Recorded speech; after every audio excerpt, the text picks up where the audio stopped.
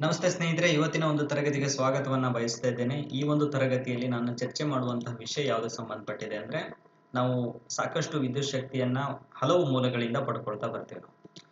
ಆ ಒಂದು ಪವನ ಶಕ್ತಿ ಆಗಿರ್ಬೋದು, ಹೈಡ್ರೋ ಶಕ್ತಿ ಆಗಿರ್ಬೋದು, ನೀರಿನ ಮೂಲಗಳಿಂದ ನಾವು ವಿದ್ಯುತ್ ಶಕ್ತಿಯನ್ನ ಪಡೆಯುವಂಥದ್ದು. ಜೊತೆಗೆ ಒಂದು ಖನಿಜ ಉತ್ಪನ್ನಗಳನ್ನ ಬಳಸಿ ತೆಗೆದುಕೊಳ್ಳುವಂಥದ್ದು, ಅಥವಾ ನಾವು ಸೂರ್ಯನಿಂದ ಸೌರಶಕ್ತಿಯ ಮೂಲಕವಾಗಿ ವಿದ್ಯುತ್ತನ್ನ ಪಡೆದುಕೊಳ್ಳುವಂಥದ್ದು, ಅಥವಾ ಪವನ ಶಕ್ತಿಯಿಂದ ವಿಂಡ್ ಪವರ್ ಇಂದ ನಾವು ವಿದ್ಯುತ್ ಶಕ್ತಿಯನ್ನ ಪಡ್ಕೊಳ್ಳುವಂಥದ್ದು.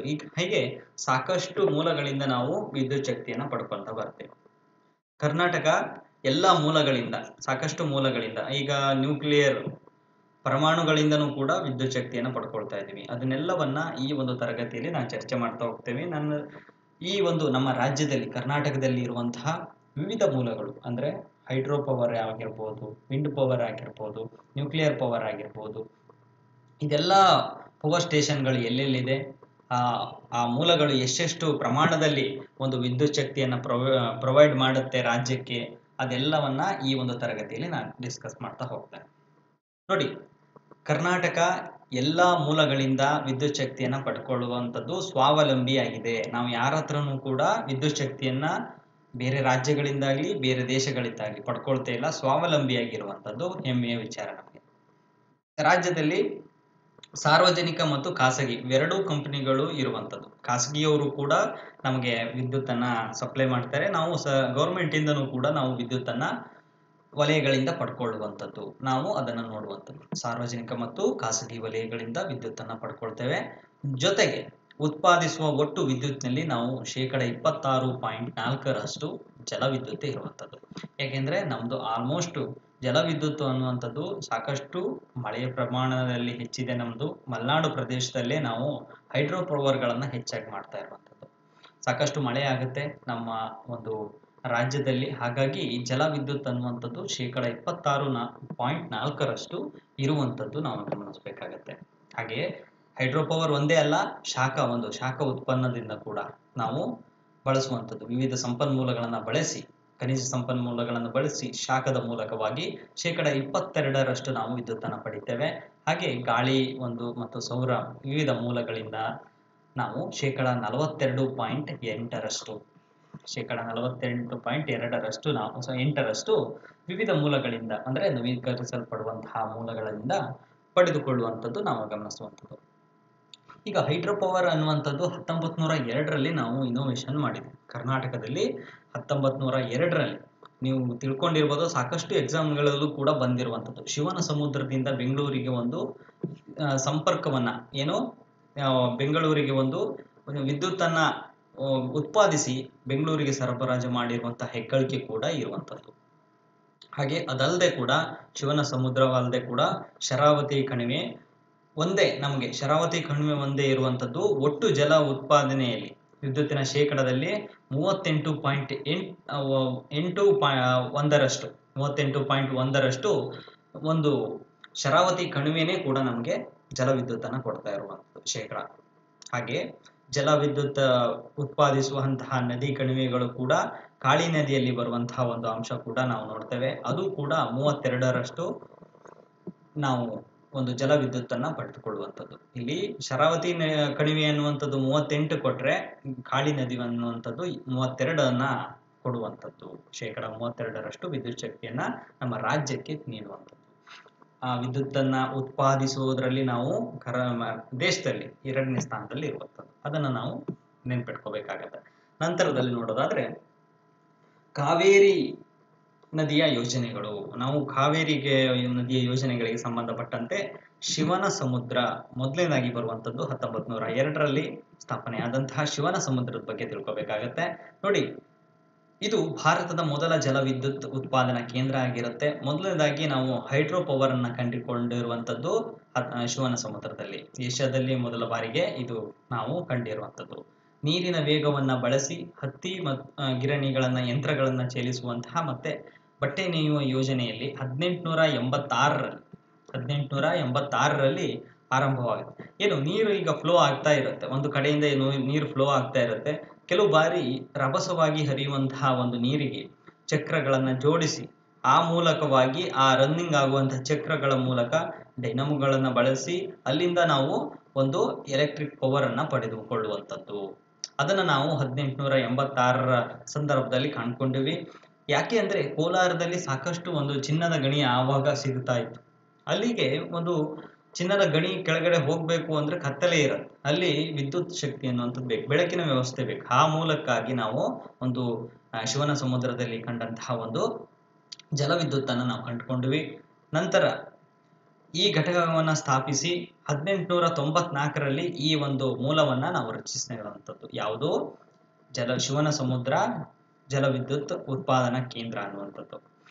ಅಂದಿನ ಸಂದರ್ಭದಲ್ಲಿ ಯಾರಿದ್ರು? ಮೈಸೂರು ಸಂಸ್ಥಾನದ ಇಂಜಿನಿಯರ್ ಆಗಿದ್ದಂತಹ ಲೊಟಬಿನಿಯರ್ ಅವರು ಅಮೆರಿಕದ ಒಂದು ನಯಗರ ಜಲಪಾತದಲ್ಲಿ ಮಾಡಿದಂತಹ ಯೋಜನೆಯನ್ನ ನೆನ್ಪಿಟ್ಟುಕೊಂಡು ಅವರ ಒಂದು ರೂಪುರೇಷೆಯಂತೆ ಈ ಯೋಜನೆಯನ್ನ ಮಾಡಿದ್ರು ಶಿವನ ಸಮುದ್ರದಲ್ಲಿ. ಅಂದ್ರೆ ಆ ಇಂಜಿನಿಯರ್ ಏನಿದ್ರು ಅಲ್ಲಿ ನಯಗ್ರಾ ಫಾಲ್ಸ್ ಅಲ್ಲಿ, USA ಇರುವಂತಹ ಒಂದು ನಯಗ್ರಾ ಫಾಲ್ಸ್ ಅಲ್ಲಿ ಅಲ್ಲಿ ಯಾವ ರೀತಿಯಾದಂತಹ ಒಂದು ವಿದ್ಯುತ್ ಅನ್ನ ಪಡಿತಾ ಇದ್ರು, ಅದೇ ಒಂದು ಪ್ಲಾನ್ ಇಟ್ಕೊಂಡು ನಮ್ಮ ಶಿವನ ಸಮುದ್ರದಲ್ಲಿ ಮಾಡಿರುವಂತದ್ದು ನಾವು ನೋಡ್ತೇವೆ. ಇಲ್ಲಿ ಈ ಯೋಜನೆಗೆ ಮದ್ರಾಸ್ ಪ್ರಾಂತ್ಯದಿಂದ ಒಂದು ಅಂಗೀಕಾರ ದೊರೆತು ದಿವಾನ್ ಶೇಷಾದ್ರಿ ಅವರ ಒಂದು ಆ ಸಂದರ್ಭದಲ್ಲಿ ದಿವಾನ್ರು ಯಾರಿದ್ರು? ಮೈಸೂರು ದಿವಾನ್ರು ಯಾರಿದ್ರು? ಶೇಷಾದ್ರಿ ಅಯ್ಯರ್. 1902ರ ಸಂದರ್ಭದಲ್ಲಿ ಆ ಸಹಕಾರದೊಂದಿಗೆ ಜನವರಿ 30, 1902ರಂದು ಮೈಸೂರಿನ ಒಂದು ಬ್ರಿಟಿಷ್ ರೆಸಿಡೆಂಟರ್ ಆಗಿದ್ದಂತಹ ರಾಬರ್ಟ್ಸನ್ ಅವರ ಈ ಒಂದು ಜಲವಿದ್ಯುತ್ ಅನ್ನ ಉದ್ಘಾಟನೆ ಮಾಡಿರುವಂಥದ್ದು. ಇಲ್ಲಿ ಗಮನಿಸ್ತಾ ಇದ್ದೀರಾ sir, K Seshadri Iyer power station ಅನ್ನುವಂಥ ಶಿವನ ಸಮುದ್ರದಲ್ಲಿ ಇರುವಂತಹ ಒಂದು ಪವರ್ ಸ್ಟೇಷನ್ ಇದು.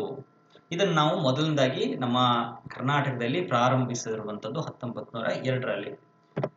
ನೋಡಿ, ಇದಕ್ಕೆ ನೀರು ಎಲ್ಲಿಂದ ಸಪ್ಲೈ ಆಗುತ್ತೆ? ಈ ನೀರು ಅನ್ನುವಂಥದ್ದು KRS ಡ್ಯಾಮ್ ಇಂದ ಆಗುತ್ತೆ. ಕನ್ನಂಬಾಡಿ ಅಣೆಕಟ್ಟು ಅಥವಾ ಕೃಷ್ಣರಾಜ ಸಾಗರ.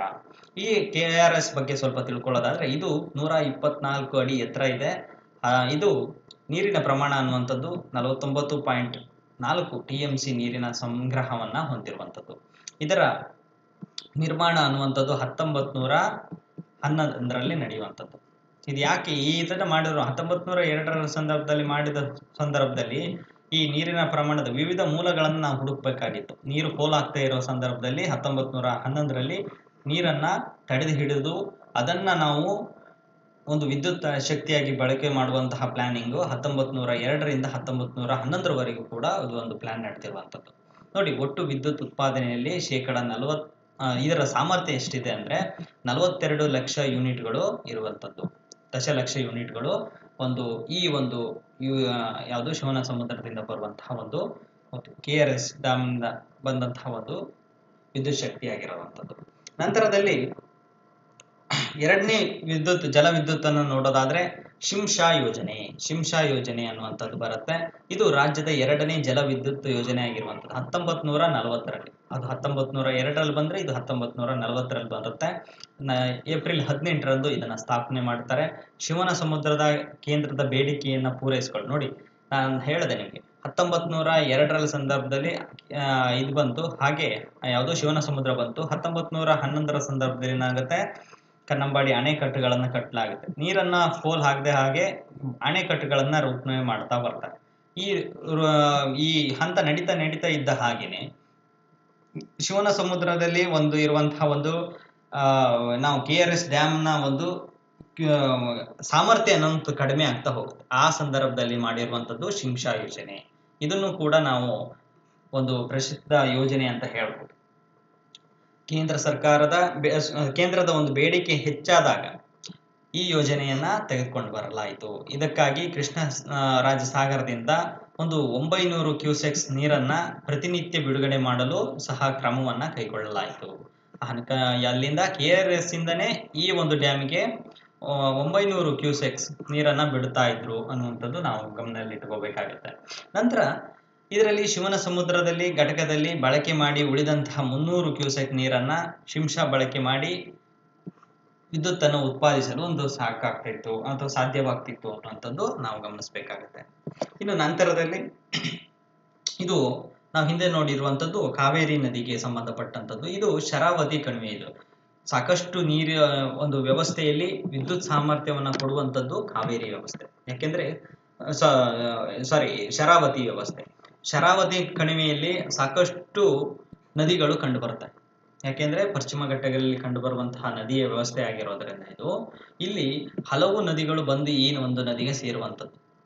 ಹಾಗಾಗಿ ಈ ಒಂದು ನದಿ ವ್ಯವಸ್ಥೆಯಲ್ಲಿ ಸಾಕಷ್ಟು ನಾವು ವಿದ್ಯುತ್ ಸಾಮರ್ಥ್ಯವನ್ನ ನಾವು ಪಡೆಯುವಂಥದ್ದು. ನೋಡಿ, ಶರಾವತಿ ನದಿ ಕರ್ನಾಟಕದಲ್ಲಿ ಅತಿ ಹೆಚ್ಚು ಜಲ ವಿದ್ಯುತ್ ಉತ್ಪಾದನೆಯಲ್ಲಿ ಬಳಕೆಗೆ ಬಳಸಲ್ಪಟ್ಟಿರುವಂಥದ್ದು. ಇದು 1450 ದಶಲಕ್ಷ ಯೂನಿಟ್ಗಳನ್ನ ವಿದ್ಯುತ್ತನ್ನ ಪ್ರೊಡ್ಯೂಸ್ ಮಾಡಿರುವಂಥದ್ದು. ಮೊದಲನೇದಾಗಿ ಇದರಲ್ಲೂ ಕೂಡ ಸಾಕಷ್ಟುಗಳು ಬರುತ್ತೆ. ಒಂದೊಂದು ಜಲ ವಿದ್ಯುತ್ ಯೋಜನೆಗಳು ಎಲ್ಲೆಲ್ಲಿ ಅಣೆಕಟ್ಟುಗಳನ್ನ ನಿರ್ಮಿಸ್ತಾರೋ ಅಲ್ಲಲ್ಲಿ ಒಂದೊಂದು ವಿದ್ಯುತ್ ಕ್ಷೇತ್ರಗಳನ್ನ ಮಾಡ್ತಾ ಬರುವಂಥದ್ದು. ಮೊದಲನೇದಾಗಿ ನೋಡೋದಾದ್ರೆ ಮಹಾತ್ಮ ಗಾಂಧಿ ಜಲ ವಿದ್ಯುತ್ ಯೋಜನೆ 1948ರಲ್ಲಿ ಇದು ಎಷ್ಟು ಮೆಗಾವ್ಯಾಟ್ ಅನ್ನ ಉತ್ಪಾದನೆ ಮಾಡುತ್ತೆ ಅಂದ್ರೆ 120 ಮೆಗಾವ್ಯಾಟ್ ಅನ್ನ ಉತ್ಪಾದನೆ ಮಾಡುವಂಥದ್ದು. ಮಹಾತ್ಮ ಗಾಂಧಿ ಜಲ ವಿದ್ಯುತ್ ಯೋಜನೆ ಶರಾವತಿ ನದಿಗೆ ಹಿರೇಭಾಸ್ಕರ ಅಣೆಕಟ್ಟನ್ನ ನಿರ್ಮಿಸಿ ಈ ಒಂದು ಜಲ ವಿದ್ಯುತ್ ಅನ್ನ ಸ್ಥಾಪನೆ ಮಾಡಿರುವಂಥದ್ದು. ಈ ಅಣೆಕಟ್ಟಿನ ಒಟ್ಟು ಸಂಗ್ರಹಣಾ ಸಾಮರ್ಥ್ಯ ಎಷ್ಟಿದೆ? 25 TMC ಇರುವಂಥದ್ದು ನೋಡ್ಬೇಕಾಗತ್ತೆ. ಇದು ಒಟ್ಟು ಉತ್ಪಾದನೆಯ ಸಾಮರ್ಥ್ಯದಲ್ಲಿ ನಾವು 120 ದಶಲಕ್ಷ ಯೂನಿಟ್ಗಳನ್ನ ಮಹಾತ್ಮ ಗಾಂಧಿ ಜಲ ವಿದ್ಯುತ್ ಯೋಜನೆ ಅಥವಾ ಜಲ ವಿದ್ಯುತ್ ಸಾಗರ ಅಂತ ನಾವು ಕರೀತೇವೆ. ಇದು 120 ದಶಲಕ್ಷ ಯೂನಿಟ್ಗಳನ್ನ ಸಾಮರ್ಥ್ಯವನ್ನ ವಿದ್ಯುತ್ ಉತ್ಪಾದನೆ ಹೊಂದಿದೆ. ಹಾಗೆ ಇದನ್ನ ನಾವು ಪ್ರಸ್ತುತವಾಗಿ ಏನು ಕರಿತೇವೆ? ಮಹಾತ್ಮ ಗಾಂಧಿ ಜಲ ವಿದ್ಯುತ್ ಸಾಗರ ಅಂತಾನು ನಾವು ಕರೆಯುವಂಥದ್ದು. ಇನ್ನೊಂದು ಪ್ರಸಿದ್ಧ, ಇದು ಹೈಯೆಸ್ಟ್ ಇರುವಂಥದ್ದು ನೋಡಿ, ಇದು ಮಹಾತ್ಮ ಗಾಂಧಿ ಜಲ ವಿದ್ಯುತ್ ಯೋಜನೆ ಏನಿದೆ, ಹಿರೇಭಾಸ್ಕರ ಅಣೆಕಟ್ಟೆಯನ್ನು ಕಟ್ಟಿ ಇದನ್ನು ಮಾಡಿದ್ದಾರೆ. ಇದು ಹೈಯೆಸ್ಟ್ ಮೆಗಾವ್ಯಾಟ್ ಅನ್ನು ಉತ್ಪಾದನೆ ಮಾಡುವಂಥದ್ದು. ಇದರ ನಂತರದಲ್ಲಿ ಲಿಂಗನಮಕ್ಕಿ ಡ್ಯಾಮ್ ಬರುತ್ತೆ. ಲಿಂಗನಮಕ್ಕಿ ಜಲ ವಿದ್ಯುತ್ ಯೋಜನೆ ಉತ್ಪಾದನಾ ಸಾಮರ್ಥ್ಯ ಅನ್ನುವಂಥದ್ದು 55 ಮೆಗಾವ್ಯಾಟ್ ಇದೆ. ಇದನ್ನು ನಿರ್ಮಿಸಿದಂಥದ್ದು 1964ರಲ್ಲಿ. ರಾಜ್ಯದ ಅತಿ ದೊಡ್ಡ ಜಲಾಶಯ ಇದು. ನಾವು ಅತಿ ಎತ್ತರ ಜಲಾಶಯ ಯಾವ್ದು ಹೇಳಿ ಕಾಮೆಂಟ್ ಮಾಡಿ ತಿಳಿಸಿ. ನಾನು ಹೋದ ತರಗತಿಯಲ್ಲಿ ತಿಳಿಸಿದ್ದೆ ನಿಮಗೆ, ಯಾವ ನದಿ ವ್ಯವಸ್ಥೆಯಲ್ಲಿ ಹೇಳಿದೆ ನನಗೆ ಅದನ್ನೊಂದು ತಿಳಿಸಿ.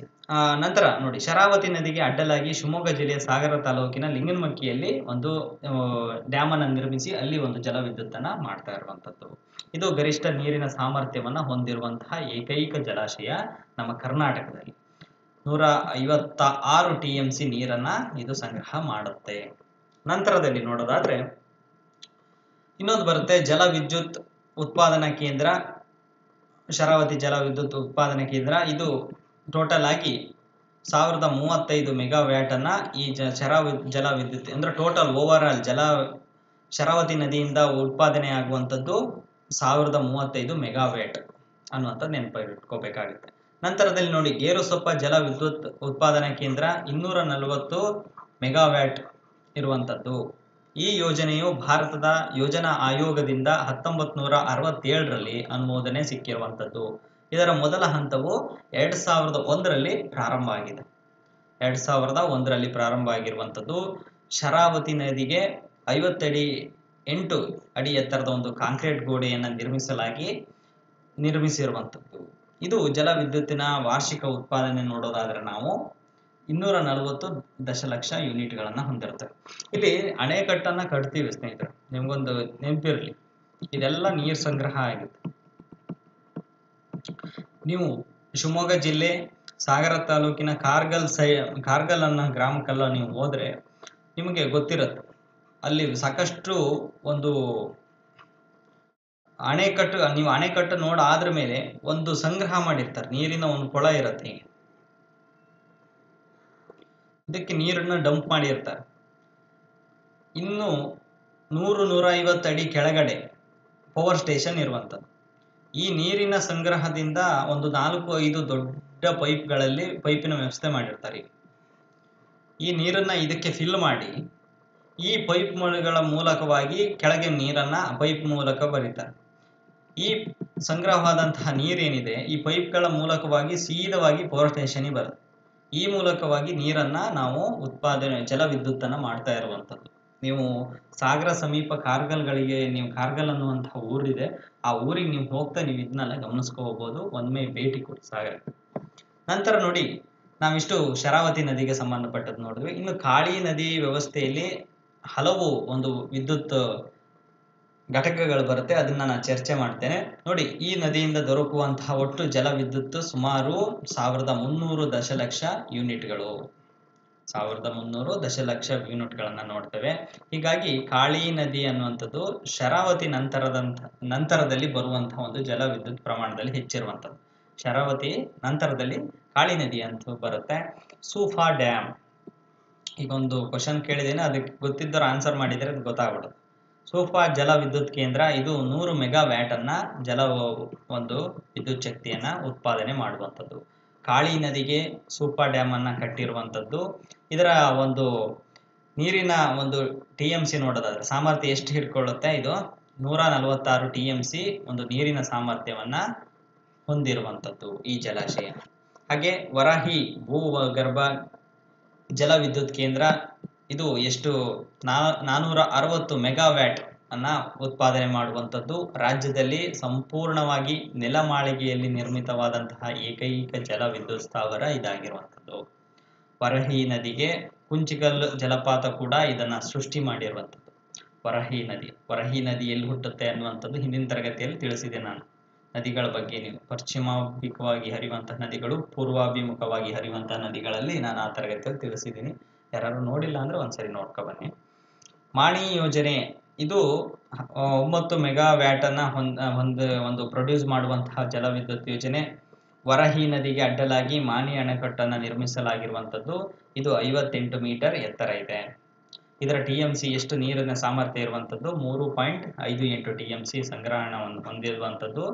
ಇದು 4.5 ದಶಲಕ್ಷ ಸಾಮರ್ಥ್ಯ ವಿದ್ಯುತ್ ಅನ್ನ ಪ್ರೊಡ್ಯೂಸ್ ಮಾಡಿ ಕೊಡುವಂಥದ್ದು. ನೋಡಿ, ಇದಿಷ್ಟು ನಾನು ಕಾಳಿ ನದಿಗೆ ಸಂಬಂಧಪಟ್ಟಂಥದ್ದು. ಇನ್ನು ಕೃಷ್ಣಾ ನದಿಗೆ ಬಂದಿರುವಂಥದ್ದು ಆಲಮಟ್ಟಿ ಜಲ ವಿದ್ಯುತ್ ಯೋಜನೆ 290 ಮೆಗಾವ್ಯಾಟ್ ಅನ್ನ ಕೊಡುವಂಥದ್ದು. ಒಂದು ಯೋಜನೆ. ಈ ಅಣೆಕಟ್ಟಿನ ಎತ್ತರ ನೋಡೋದಾದ್ರೆ ನಾವು 519.6 ಮೀಟರ್ ಇರುವಂಥದ್ದು. ಇದರ ನೀರಾವರಿ ಮತ್ತು ವಿದ್ಯುತ್ ಶಕ್ತಿಯ ಉಪಯೋಗಕ್ಕೆ ರಾಜ್ಯಕ್ಕೆ ಈ ಒಂದು ಆಲಮಟ್ಟಿ ಜಲಾಶಯದಿಂದ ಬಳಸ್ತೇವೆ ನೀರು. ಇದನ್ನು ಕೃಷ್ಣಾ ನದಿಗೆ ನಿರ್ಮಿತವಾಗಿರುವಂತಹ ಅಣೆಕಟ್ಟು. ಹಾಗೆ ಉತ್ತರ ಕರ್ನಾಟಕದ ಹಲವು ಜಿಲ್ಲೆಗಳಿಗೆ ಒಂದು ಜೀವನಾಡಿಯಾಗಿರುವಂಥದ್ದು ಯಾವುದೋ ಕೃಷ್ಣಾ ನದಿ. ಅದರ ಬಗ್ಗೆನೂ ಕೂಡ ಹಿಂದಿನ ತರಗತಿಯಲ್ಲಿ ಹೇಳಿದ್ದೀನಿ. ಇದರ ಒಂದು ಸಂಗ್ರಹಣಾ ಸಾಮರ್ಥ್ಯ ಅನ್ನುವಂಥ ನೀರಿನ ಸಂಗ್ರಹಣಾ ಸಾಮರ್ಥ್ಯ 123 TMC. ಹಾಗೆ 500 ದಶಲಕ್ಷ ಯೂನಿಟ್ಗಳನ್ನ ಇದು ಪ್ರೊಡ್ಯೂಸ್ ಮಾಡುತ್ತೆ ಅನ್ನುವಂಥದ್ದು ನಾವು ಗಮನದಲ್ಲಿ ಇಟ್ಕೋಬೇಕಾಗುತ್ತೆ. ನಂತರ ತುಂಗಭದ್ರಾ ಜಲ ಯೋಜನೆ TB ಡ್ಯಾಮ್ ಬಗ್ಗೆ ಸಾಕಷ್ಟು ಮಾಹಿತಿ ನಿಮ್ಗೆ ಗೊತ್ತಿರಬೇಕು. ಈ ಯೋಜನೆ ಅನ್ನುವಂಥದ್ದು ಕರ್ನಾಟಕದ ಅತಿ ದೊಡ್ಡ ನೀರಾವರಿ ಯೋಜನೆ ಆಗಿರುವಂಥದ್ದು. ಹಾಗೆ ಇದರ ಅಂತಾರಾಜ್ಯ ಯೋಜನೆ, ಅಂದ್ರೆ ಹೊರಗಿನ ರಾಜ್ಯಕ್ಕೂ ಕೂಡ ಈ ಯೋಜನೆಯನ್ನ ಪಡ್ಕೊಳ್ತಾ ಇರುವಂಥದ್ದು. ಇದರ ನೀರಾವರಿ ಉಪಯೋಗ ಮತ್ತು ಜಲ ವಿದ್ಯುತ್ ಅನ್ನ ಉತ್ಪಾದನೆ ಮಾಡುವಂಥದ್ದು ಕರ್ನಾಟಕದಲ್ಲಿ ಮತ್ತು ಆಂಧ್ರ ಪ್ರದೇಶಗಳ ನಡುವೆ ಒಂದು ಹಂಚಿಕೆಯಾಗಿರುವಂಥದ್ದು ನೋಡ್ತೇವೆ ತುಂಗಭದ್ರಾ ಡ್ಯಾಮ್ ನಿಂದ. ಇದು 3 ಜಲ ವಿದ್ಯುತ್ ಕೇಂದ್ರಗಳನ್ನು ಹೊಂದಿರುವಂಥದ್ದು. ತುಂಗಭದ್ರಾ ಅಣೆಕಟ್ಟು ಜಲ ವಿದ್ಯುತ್ ಸಾಗರ, ಹಾಗೆ ತುಂಗಭದ್ರಾ ಕಾಲುವೆ ಜಲ ವಿದ್ಯುತ್ ಸಾಗರ, ಹಾಗೆ ಎಡದಂಡೆಯ ಮುನಿರಾಬಾದ್ ಜಲ ವಿದ್ಯುತ್ ಸಾಗರ.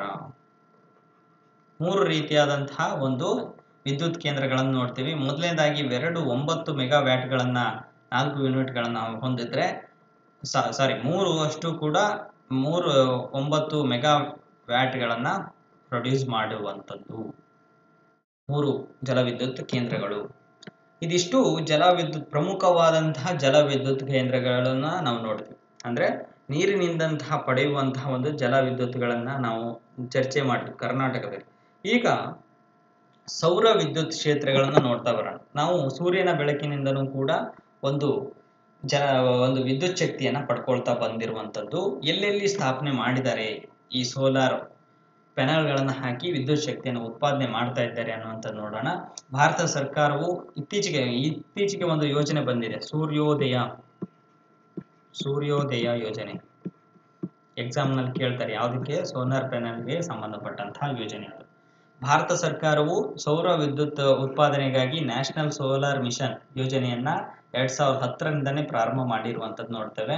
ಈ ಮೂಲಕವಾಗಿ ಸೌರ ವಿದ್ಯುತ್ ಅನ್ನ ಪಡ್ಕೊಳ್ಳುವಂಥದ್ದು. ರಾಜ್ಯವು ಸುಮಾರು 53 ಸೌರ ವಿದ್ಯುತ್ ಘಟಕಗಳನ್ನ ಹೊಂದಿದೆ. ಎಲ್ಲ ಕಡೆನೂ ಸಾಕಷ್ಟು ನೋಡ್ತೀವಿ. 53 ಈಗ ಡಿಸ್ಕಸ್ ಮಾಡೋಕ್ಕಾಗೋದಿಲ್ಲ. ಹಾಗಾಗಿ 53 ಈಗ ಇರುವಂತಹ ಹೈಡ್ರೋ ಪವರ್ ಆದ್ರೆ ಅಲ್ಲಲ್ಲಿ ಇರುವಂತಹ ದೊಡ್ಡ ದೊಡ್ಡ ಡ್ಯಾಮ್ಗಳ ಬಗ್ಗೆ ನಾ ಹೇಳ್ಬೋದು, ಅಲ್ಲಿ ಬರುವಂತಹ ವಿದ್ಯುತ್ ಪ್ರಮಾಣ ಹೇಳ್ಬೋದು. ಈಗ 53 ಕಡೆ ವಿದ್ಯುತ್ ಘಟಕಗಳಿದೆ, ಸೌರ ವಿದ್ಯುತ್ ಘಟಕಗಳು, ಅದನ್ನ ಚರ್ಚೆ ಮಾಡೋದು ಸ್ವಲ್ಪ ಕಷ್ಟ ಆಗತ್ತೆ. ಯಾಕೆಂದ್ರೆ ಬಿಸಿಲ ನಾಡುಗಳು ಒಂದ್ ತಿಳ್ಕೊಬೇಡಿ, ಬಿಸಿಲು ನಾಡು ಯಾವ್ಯಾವ ಬರುತ್ತೆ ಕರ್ನಾಟಕದಲ್ಲಿ: ಕಲಬುರಗಿ, ರಾಯಚೂರು, ಬೀದರ್, ಚಿತ್ರದುರ್ಗ, ದಾವಣಗೆರೆ, ಇದೆಲ್ಲ ಸೈಡಲ್ಲೂ ಕೂಡ ನಿಮಗೆ ಸೋಲಾರ್ ಪ್ಯಾನಲ್ಗಳನ್ನ ಹಾಕ್ತಾ ಬಂದಿರ್ತಾರೆ. ಅದಂತೂ ಹೌದು. ನಿಮಗೆ ಮಲೆನಾಡಲ್ಲಿ ಕಡಿಮೆ ಬರಲ್ಲ, ಯಾಕೆಂದ್ರೆ ಮಳೆ ಪ್ರಮಾಣ ಜಾಸ್ತಿ ಇರುತ್ತೆ, ಬಿಸಿಲು ಕಡಿಮೆ ಇರುತ್ತೆ. ಹಾಗಾಗಿ ಪ್ರಸ್ತುತ ದೇಶದ ಒಂದು ಸೌರ ವಿದ್ಯುತ್ ಉತ್ಪಾದನೆಯಲ್ಲಿ ರಾಜ್ಯವು ಒಂದು ಮೊದಲ ಸ್ಥಾನದಲ್ಲಿದೆ, ನಮ್ಮ ಕರ್ನಾಟಕ ರಾಜ್ಯ ಅನ್ನುವಂಥದ್ದು. ಹಾಗೆ ಭಾರತದ ಅತಿ ದೊಡ್ಡ ಸೋಲಾರ್ ಪ್ಯಾನಲ್ ನಾನು ಗಮನಿಸೋದಾದ್ರೆ ಮಧ್ಯಪ್ರದೇಶದ ನಿಮೂಜ್ ಜಿಲ್ಲೆಯ ಒಂದು ಭಗವನ್ನಾರ್ಪುರದಲ್ಲಿ ಇರುವಂಥದ್ದು ನಾವು ಗಮನಿಸುವಂಥದ್ದು. ಇನ್ನು ನಂತರದಲ್ಲಿ ಕರ್ನಾಟಕದ ರಾಜ್ಯದ ತುಮಕೂರು ಜಿಲ್ಲೆ ಪಾವಗಡದಲ್ಲಿ ಸೋಲಾರ್ ಪಾರ್ಕ್ ಅನ್ನ ನಿರ್ಮಾಣ ಮಾಡಿರುವಂಥದ್ದು. ಇದು ಎಷ್ಟು 2050 ದಶಲಕ್ಷ ಯೂನಿಟ್ಗಳನ್ನ ವಿದ್ಯುತ್ತನ್ನ ಉತ್ಪಾದನೆ ಮಾಡುತ್ತೆ. ದೇಶದಲ್ಲಿ ಅತಿ ದೊಡ್ಡ ಸೋಲಾರ್ ಪಾರ್ಕ್ ಅಂತಾನು ಕೂಡ ನಾವು ಇದನ್ನ ಕರೆಯುವಂಥದ್ದು. ಎರಡನೇದು, ದೇಶದಲ್ಲಿ ಎರಡನೇದು. ಮೊದಲನೇದು ಯಾವುದು? ಗುಜರಾತಿನ ಕಚ್ ಪ್ರದೇಶದಲ್ಲಿರುವಂತಹ ಒಂದು ಕೇವಾಡಿಯ ಜಿಲ್ಲೆ ಇರುವಂತಹ ಒಂದು ಸೋಲಾರ್ ಪಾರ್ಕ್. ನಮ್ದು ಎರಡನೇದು, ಫಸ್ಟ್ ಗುಜರಾತಿಗೆ ಹೋಗುತ್ತೆ. ಹಾಗೆ ನಾನು ಆಗ್ಲೇ ಚರ್ಚೆ ಮಾಡಿದೆ, ಬಳ್ಳಾರಿಯ ಇಟ್ಟಗಿ, ರಾಯಚೂರ ಲಿಂಗಸೂರು, ಆಮೇಲೆ ತುಮಕೂರಿನ ಶಿರಾ, ಗದುಗಿನ ಕುರ್ತುಕೋಟೆ, ಬಳ್ಳಾರಿಯ ಹಗರಿ ಬೊಮ್ಮನಹಳ್ಳಿ, ಹೂವಿನಹಡಗಲಿ, ಚಿತ್ರದುರ್ಗ ಚಳ್ಳಕೆರೆ, ಬೆಳಗಾವಿಯ ರಾಮದುರ್ಗ, ಕೊಳ್ಳೇಗಾಲ, ಶಹಾಪುರ, ಕಲಬುರಗಿ, ಚಿಂಚೋಳಿ ಮುಂತಾದ ಸ್ಥಳಗಳಲ್ಲಿ ನಾವು ಈ ಸೋಲಾರ್ ಪ್ಯಾನಲ್ಗಳನ್ನ ಪಾರ್ಕ್ಗಳನ್ನ ನೋಡ್ತಾ ಬರ್ಬೋದು. ಅಲ್ಲಿಂದ ಮೂಲಕವಾಗಿ ನಾವು ವಿದ್ಯುತ್ ಶಕ್ತಿಯನ್ನ ಪಡ್ಕೊಳ್ತಾ ಬಂದಿರುವಂಥದ್ದು. ಇನ್ನು ಸೋಲಾರ್ ಆಯಿತು. ಇನ್ನು ಶಾಖದ ಮೂಲಕ ಅಂದ್ರೆ ಕಲ್ಲಿದ್ದಲುಗಳನ್ನೆಲ್ಲ ಬೆಳೆಸಿ ಒಂದು ಉತ್ಪಾದನೆ ಶಕ್ತಿಯನ್ನ ಮಾಡುವಂಥದ್ದು, ವಿದ್ಯುತ್ ಶಕ್ತಿಯನ್ನ ಪಡ್ಕೊಳ್ಳುವಂಥದ್ದು. ಇದಕ್ಕೆ ನೆನ್ಪಿಟ್ಕೊಳ್ಳಿ, ಕಲ್ಲಿದ್ದಲು ಒಂದೇ ಅಲ್ಲ, ನೀರು ಬೇಕು. ಇದಕ್ಕೆ ಜೊತೆಗೆ ನೀರು ಬೇಕು. ಕಲ್ಲಿದ್ದಲು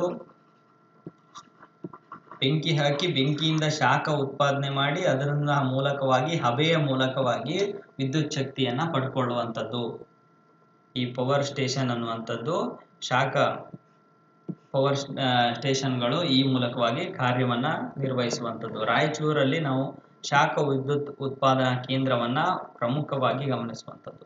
ಕರ್ನಾಟಕದ ವಿದ್ಯುತ್ ನಿಗಮವು KPTCL ಅಂತಿರಲ್ಲ, ಕರ್ನಾಟಕ ವಿದ್ಯುತ್ ನಿಗಮವು ಅಂತಿಮವಾಗಿ ರಾಯಚೂರಿನಲ್ಲಿ 18 ಕಿಲೋಮೀಟರ್ ದೂರದಲ್ಲಿರುವಂತಹ ಯದ್ಲಾಪುರದಲ್ಲಿ ಎಂಬಂತಹ ಹಳ್ಳಿಯಲ್ಲಿ ಈ ಕೇಂದ್ರವನ್ನ ಸ್ಥಾಪನೆ ಮಾಡಿರುವಂಥದ್ದು.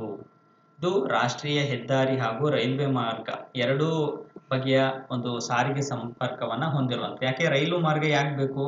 ಈ ಕಲ್ಲಿದ್ದಲು ಅವೆಲ್ಲ ಬರಬೇಕು ಅಂದ್ರೆ ಸ್ವಲ್ಪ ಅಲ್ಲ, ಟನ್ ಗಟ್ಟಲೆ ಬರ್ಬೇಕು ಅದಕ್ಕೆ.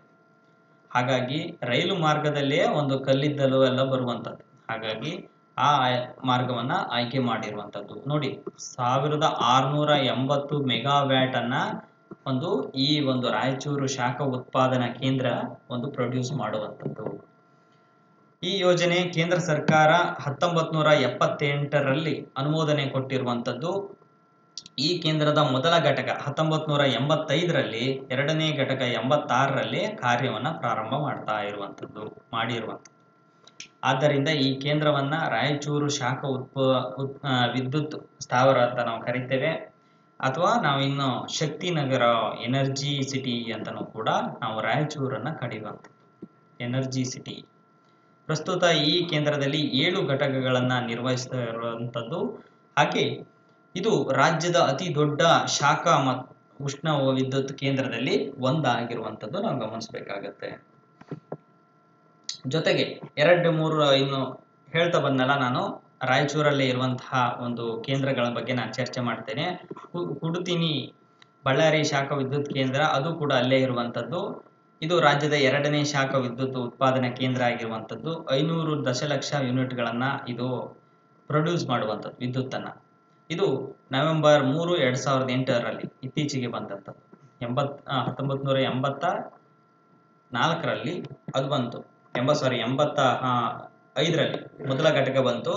ಇದು 2008ರಲ್ಲಿ ಬಂದಿರುವಂಥದ್ದು ನಾವು ಗಮನಿಸಬೇಕಾಗತ್ತೆ. ಇನ್ನು ನಂತರದಲ್ಲಿ ಯರಮರಸ್ ಶಾಖ ವಿದ್ಯುತ್ ಕೇಂದ್ರ ಎಲ್ಲ ರಾಯಚೂರಲ್ಲೇ ಇದೆ. ಇದು ರಾಯಚೂರಿನ ಚಿಕ್ಕಸುಗೂರಿನ ಬಳಿ ಇರುವಂಥದ್ದು. ಎರಡು ಘಟಕಗಳನ್ನ ಇದು ಒಳಗೊಂಡಿದೆ. 2005ರಲ್ಲಿ ಸ್ಥಾಪನೆಯಾಗಿರುವಂಥದ್ದು, 2015ರಲ್ಲಿ ಸ್ಥಾಪನೆ ಆಗಿರುವಂಥದ್ದು 600 ಮೆಗಾವ್ಯಾಟ್ ಅನ್ನ ಇದು ಪ್ರೊಡ್ಯೂಸ್ ಮಾಡುವಂಥದ್ದು. ಇನ್ನು ಇದಿಷ್ಟು ಶಾಖ ಉತ್ಪಾದನಾ ಕೇಂದ್ರ ಆಯ್ತು. ಇನ್ನು ನ್ಯೂಕ್ಲಿಯರ್ ಪರಮಾಣು ಶಕ್ತಿಯನ್ನ ಬಳಸಿ ನಾವು ವಿದ್ಯುತ್ ಶಕ್ತಿಯನ್ನ ಬೆಳಿತಿರುವಂಥದ್ದು. ನಾವು ಕರ್ನಾಟಕದಲ್ಲಿ ಇರೋದು ಒಂದೇ, ಅದು ಕೈಗಾ, ಉತ್ತರ ಕನ್ನಡ ಜಿಲ್ಲೆಯಲ್ಲಿರುವಂತಹ ಕೈಗಾ, ಕಾಳಿ ನದಿಯ ಪಕ್ಕದಲ್ಲಿ ಇದನ್ನ ಸ್ಥಾಪನೆ ಮಾಡಿರುವಂಥದ್ದು ನಾವು ಗಮನಿಸಬೇಕಾಗುತ್ತೆ. ಯಾವಾಗ ಸ್ಥಾಪನೆ ಮಾಡಿದ್ದಾರೆ? 2000 ಇಸ್ವಿಯಲ್ಲಿ ಸ್ಥಾಪನೆ ಮಾಡಿರುವಂಥದ್ದು. ರಾಜ್ಯದ ಏಕೈಕ ಅಣು ವಿದ್ಯುತ್ ಸ್ಥಾವರ. ಭಾರತ ಸರ್ಕಾರ ಉತ್ತರ ಕನ್ನಡ ಜಿಲ್ಲೆಯ ಒಂದು ಕಾಳಿ ನದಿಯ ಪಕ್ಕದಲ್ಲಿ ದಂಡೆಯಲ್ಲಿ ಈ ಕೈಗಾ ವಿದ್ಯುತ್ ಸ್ಥಾವರನ ಸ್ಥಾಪನೆ ಮಾಡಿದೆ. 220 ದಶಲಕ್ಷ ಯೂನಿಟ್ ಒಂದು ಪ್ರೊಡ್ಯೂಸ್ ಮಾಡುವಂಥದ್ದು. ಇದು 4 ಘಟಕಗಳನ್ನ ಹೊಂದಿರುವಂಥದ್ದು. ಅದರ ಪಕ್ಕನೇ 4 ಘಟಕಗಳ ರಚನೆ ಮಾಡಿರುವಂಥದ್ದು. ಈ ಕೇಂದ್ರದ ಒಟ್ಟು ಸಾಮರ್ಥ್ಯ ನೋಡೋದಾದ್ರೆ ನಾವು 880 ದಶಲಕ್ಷ ಯೂನಿಟ್ಗಳು ಆಗಿರುವಂಥದ್ದು. ಕೇಂದ್ರ ವಿಸ್ತರಣೆ ಸಾಧ್ಯತೆ ಹೆಚ್ಚಿದಾಗಿ ಇನ್ನೂ ಜಾಸ್ತಿ ಆದಂತಹ ಒಂದು ಹೆಚ್ಚಿನದಾಗಿ 880 ನಾರ್ಮಲ್ ಇರುತ್ತೆ. ಇನ್ನೂ ಹೆಚ್ಚಿನದಾಗಿ ಬೇಕು ನ್ಯೂಕ್ಲಿಯರ್ ಪವರ್ ಅನ್ನುವಂಥದ್ದು. ಗರಿಷ್ಠ ಮಟ್ಟದಲ್ಲಿ 1320 ಇದು ಒಂದು ಪ್ರೊಡ್ಯೂಸ್ ಮಾಡುತ್ತೆ. ಅದು ನಾವು ನೋಡ್ಬೇಕಾಗುತ್ತೆ.